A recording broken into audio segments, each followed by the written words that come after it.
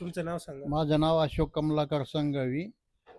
किती kilowatt system बसवलं 3 तुम्ही? किलोवॅट सिस्टम बसवलं आणि चतुर्थीला चालू झाल्यापासून आता 36 युनिट बनाली. नमस्कार मित्रांनो, आज देखील आपण एका नवीन साईटवरती या ठिकाणी आलेलो आहे. लासू स्टेशनमधील बसस्टँड जवळचा हा एक प्रोजेक्ट आहे. संघवी या कस्टमरचं नाव आहे. आणि जर बघू शकता तुम्ही या प्रोजेक्टची क्वालिटी वगैरे कशा प्रकारे आपण या ठिकाणी इन्स्टॉलेशन केलेले आहे. प्रॉपर याला जे सिव्हिल ब्लॉक आपण देतो त्या टाईपचेच ब्लॉक या ठिकाणी प्रोव्हाइड केलेले आहे. पुन्हा चांगल्या टाईपचा एक जी आयचा पाईप आपण त्या ठिकाणी जी आय जे पी जो बोलतो तो पाईप या ठिकाणी आपण या लेगला, राफ्टरला, पर्लिनला, सीडीला आणि वाकवेला इन्स्टॉल केलेलं आहे.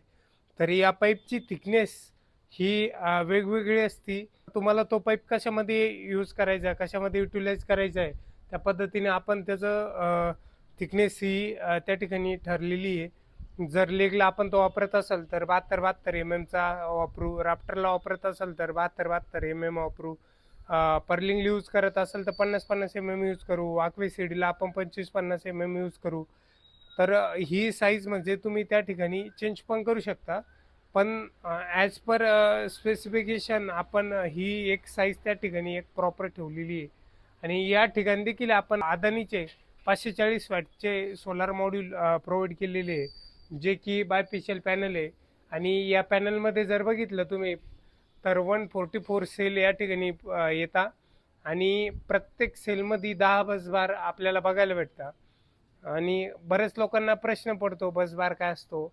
मी एखादा जर शॉर्ट व्हिडिओ शूट केला तर त्यामध्ये तुम्हाला दाखवल. ज्या बसबार म्हणजे एका जी सेल असती त्या सेलमधून जे पॉवर ट्रान्सफरसाठी ज्या एक बारीक बारीक तारा असतात, जे एका सेलमधून दुसऱ्या सेलमध्ये, दुसऱ्या सेलमधून तिसऱ्या सेलमध्ये, आणि त्या ठिकाणी येऊन एक जंक्शन असतो पूर्ण पॅनलचा.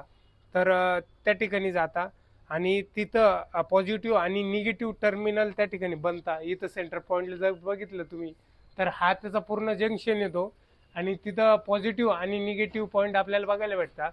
आणि आपण याला बसबार वगैरे या गोष्टी पण बोलू शकतो.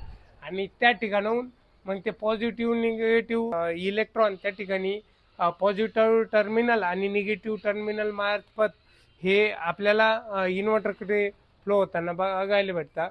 आणि हे पॅनलचं जे कनेक्शन असतं तर पूर्ण पॅनल आपण जेवढे पॅनल लावू सोलार पॅनल याचे 2 टाईपचे कनेक्शन आपल्याला बघायला भेटतं. ज्या टाईपने आपण बॅटरीचे कनेक्शन करतो त्याच टाईपने या सोलार पॅनलचे देखील कनेक्शन असतात. एक तर पॅरललमध्ये असतात आणि दुसरे तर आपण जे सिरीजमध्ये. मोस्टली जर तुम्ही बघितलं तर सोलार पॅनलचं ऑनग्रेड प्रोजेक्टमध्ये जे कनेक्शन होतं हे सिरीजमध्ये होत असतं. आणि जर तुमचा हायब्रिड प्रोजेक्ट असेल तर त्या ठिकाणी त्याचं कनेक्शन हे पॅरललमध्ये येत असतं. आता सिरीजमध्ये जर कनेक्शन केल्यावरती काय होतं आणि पॅरलल कनेक्शनमध्ये केल्यावरती काय होतं, तर ह्या बरेच जे टेक्निकल लोक आहे तर यांना त्या गोष्टीची आयडिया असते. पण कस्टमरच्या माहितीस्तव मी सांगतो की जर तुम्ही सिरीजमध्ये कनेक्शन करत असाल तर सिरीजमध्ये तुमचं त्या ठिकाणी व्होल्टेज वाढतं आणि करंट एक कॉन्स्टंट असतं. आता जर हा पॅनल 14 एम्पियरचा असेल एक पॅनल, म्हणजे सगळेच पॅनल 14 एम्पियरचे येतील बरोबर. तर ही 14 एम्पियर हा करंट हा रेशिओ सेम असेल आपण सिरीजमध्ये कनेक्शन करू तेव्हा. आणि एक पॅनल जर 50 व्होल्टचा असेल तर अदर पॅनल आहे हे सगळे 50 वॅटचे त्या सिरीजमध्ये कनेक्ट होता. तर हे जे व्होल्ट आहे तर हे प्लस होत चालतं. आपण जर 3 पॅनल केले तर 150 व्होल्ट होईल, 6 पॅनल कनेक्ट केले तर 300 व्होल्ट होईल. हा व्होल्टेज त्या ठिकाणी इन्क्रीज होत असतो आणि करंट कॉन्स्टंट असतो. त्या टाईपचा तो इन्व्हर्टर असतो. म्हणून आपण हे कनेक्शन त्या पद्धतीने त्या ठिकाणी करत असतो. जर हेच कनेक्शन तुम्ही हायब्रिड सिस्टममध्ये बघत असाल तर हायब्रिड सिस्टममध्ये काय होतं मित्रांनो की हायब्रिड सिस्टमचं जे एम्पियर कॅपॅसिटी जी आहे इनपुट कॅपॅसिटी करंटची, तर ती जर बघितली तुम्ही 100 एम्पियर किंवा 70 एम्पियर, 75 एम्पियर, 75 ते 100 एम्पियर याच्या दरम्यान असते. तर त्या ठिकाणी आपल्याला त्या टाईपचे एम्पियर त्या ठिकाणी प्रोव्हाइड करायला लागतं. आणि करंट असतं त्याचं मग 100 व्होल्ट, 150 व्होल्ट, 200 व्होल्ट, 500 व्होल्ट. तर त्या टाईपचं करंट आपण त्या ठिकाणी प्रोव्हाइड करू शकतो. मग जे समोर इन्व्हर्टरची रिक्वायरमेंट समजून आपल्याला हे कनेक्शनचा क्रायटेरिया त्या ठिकाणी प्रोव्हाइड करावा लागतो.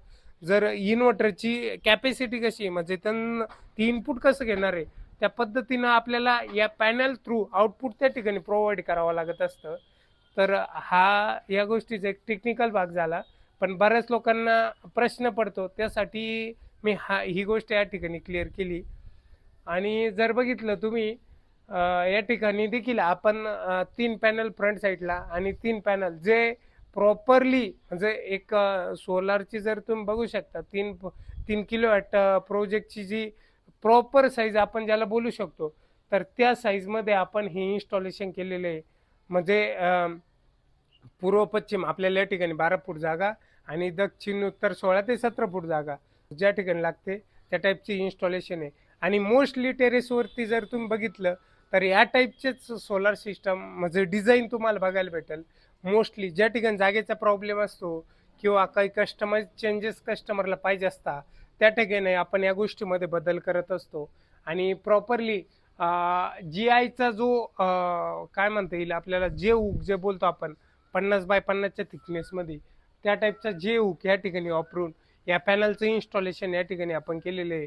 एका पॅनलला आपण 4 जे हुक या ठिकाणी यूज करत असतो आणि 4 जर जे हुक यूज केले तर आपली जी क्वांटिटी होती तर 24 क्वांटिटी आपल्याला 3 किलोवॅटच्या प्रोजेक्ट लागती, जे की 6 पॅनलला ते जे हुक आपल्याला त्या ठिकाणी लागतात. आणि प्रत्येक DC AC वायरिंग जर तुम्ही बघितली तर पूर्ण जी आयच्या क्लॅम्पच्या साह्याने आपण या ठिकाणी केलेली असती. आता प्रॉपर जी आय क्लॅम्प वापरून आपण पाईप इन्स्टॉलेशन आपण त्या ठिकाणी करत असतो. आणि प्रत्येक प्रोजेक्टला आपण अशा एक चांगल्या क्वालिटीची सीडी या ठिकाणी प्रोव्हाइड करत असतो, ज्या सीडीचा वापर करून आपण या वॉकवेवर जाऊ शकू.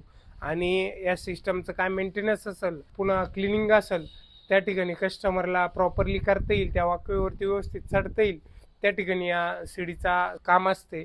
आणि त्याच्यानंतर हे वॉकवेवरती जे मधल्या बाजूला आपण उभं राहून दोन्ही पॅनल क्लिनिंग वगैरे करू शकू, यासाठी आपण हा वॉकवे प्रोव्हाइड करत असतो. आता मी तुम्हाला पुढे दाखवतो. तर त्या वायरिंग ही जी वायरिंग बघितली तुम्ही, तर ही आपल्या आर्थिंगसाठी आपण त्या ठिकाणी दिलेली आहे. तर आर्थिंग त्या बाजूला आपण खाली केलेली आहे, त्यासाठी एक प्रॉपर या ठिकाणी PVC डबल नियलच्या ज्या क्लॅम्प येतात, PVC क्लॅम्प डबल नियल म्हणजे डबल खिळा आपण ज्याला बोलतो, तर त्या क्लॅम्प आपण या ठिकाणी इन्स्टॉल केलेले आहे. काही ठिकाणी जर बघितलं तुम्ही तर हे सिंगल नेलवाल्या क्लॅम्प इन्स्टॉल होता, पण त्याची क्वालिटी थोडीशी कमी असते आणि ती एका बाजून पॅक असल्यामुळे दुसऱ्या बाजूनं निघून जाण्याची शक्यता असते.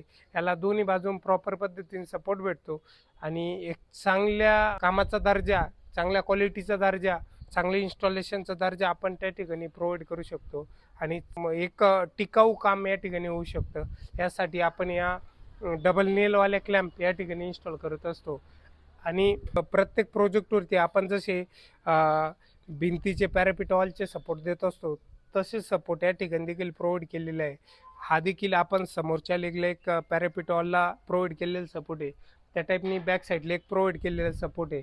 या ठिकाणी जर बघितलं तुम्ही तर या पाईपमधूनच आपण एक स्ट्रक्चरची वायरिंग या ठिकाणी आणलेली आहे.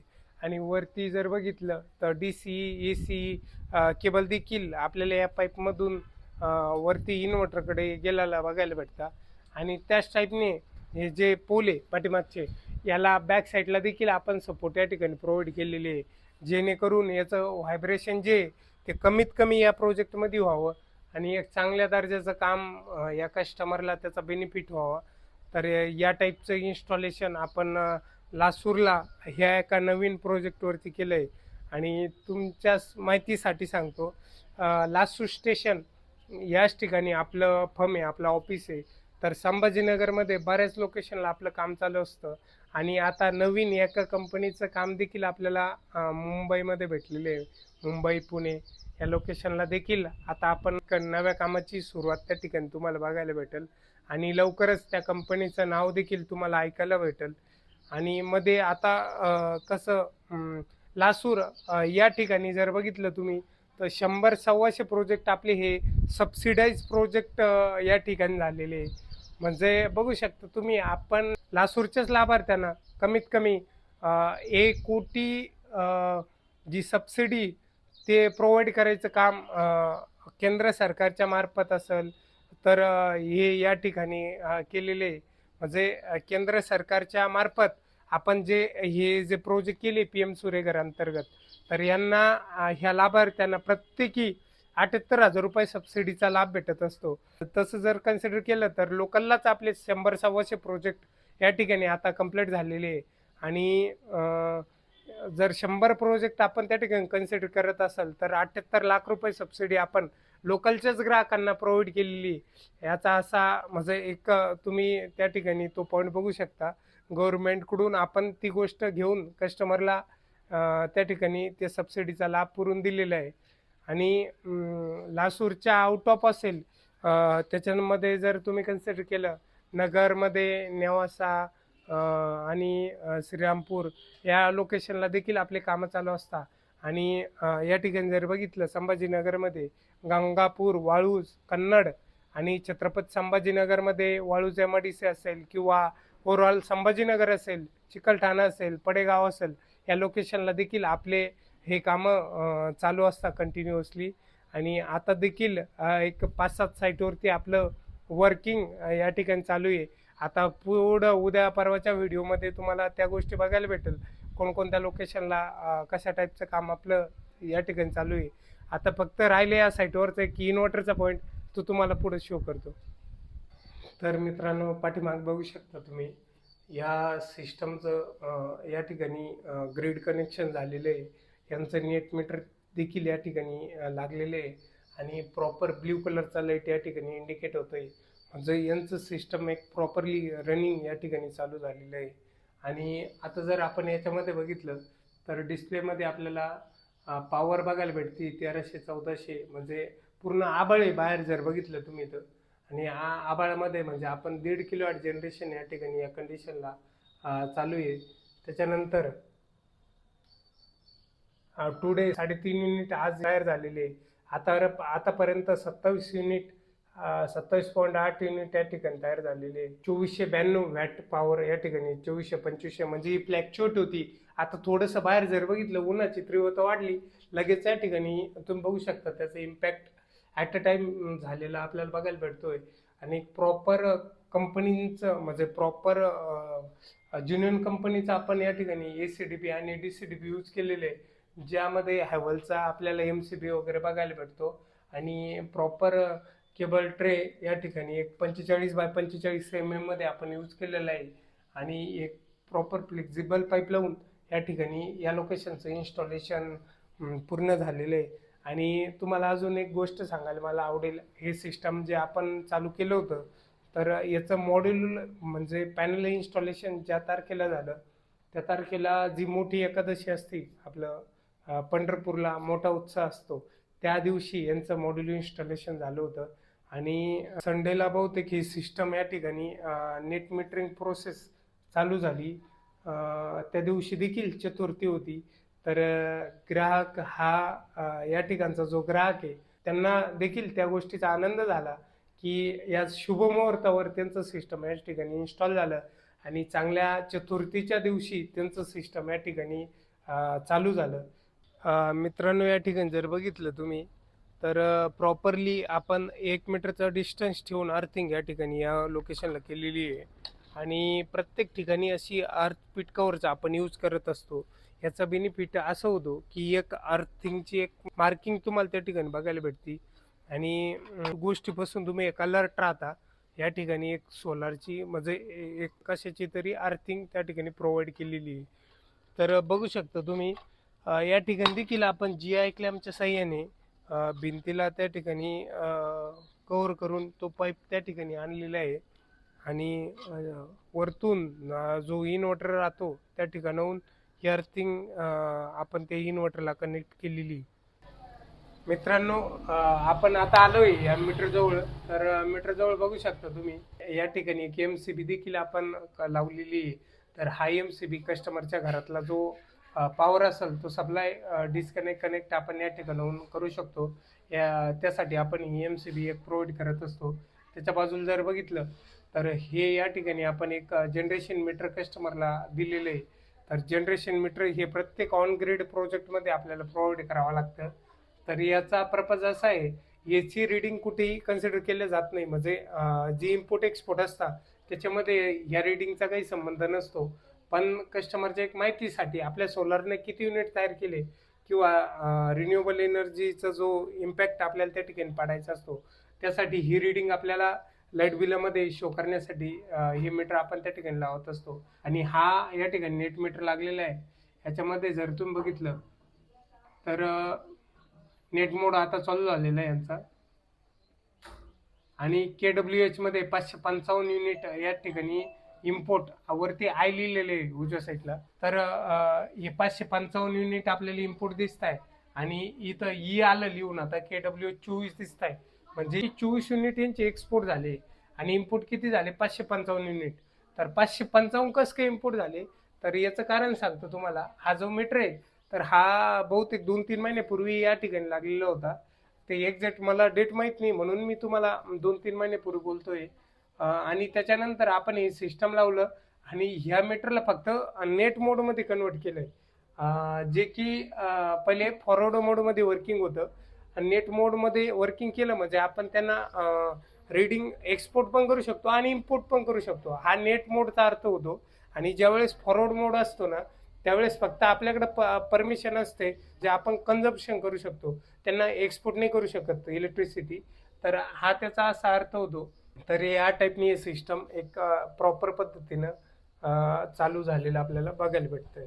तुम्हाला मग सांगितल्याप्रमाणे आपण हे चतुर्थीला चालू केलेलं सिस्टम आहे.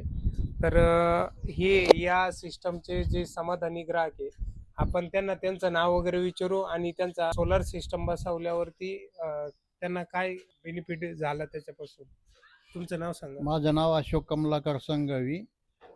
किती किलोवॅट सिस्टम 3 बसवलं? किलोवॅट सिस्टम बसवलं आणि चतुर्थीला चालू झाल्यापासून आता 36 युनिट बनाली. 3 दिवसामध्ये त्यांचं 36 युनिट म्हणजे पूर्णपणे इथं डार्कनेस आहे, कुठे 3 दिवसापासून ऊन पडलेलं नाही.